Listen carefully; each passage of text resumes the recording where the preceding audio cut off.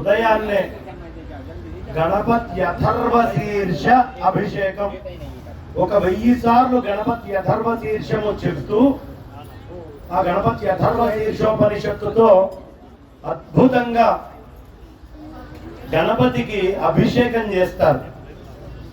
మనకి ఈ అభిషేకం చేయడం వల్ల ప్రయోజనం ఏమిటి అంటే, అన్నిటికీ ఆయనే కారణం అంటూ పరబ్రహ్మ వస్తువుగా సూచిస్తూ చెప్పేటటువంటి ఉపనిషత్తు గణపతి అథర్వ శీర్ష ఉపనిషత్తు. ఆ చైతన్యం యొక్క అనుగ్రహంతో ఇహమునందు పరమునందు రెండిటి యందు అవసరమైనటువంటి ఐహిక ఆముష్మికాలు రెండూ కూడా లభిస్తాయి. అంత జ్ఞానంతో కూడినటువంటి ఉపనిషత్తు.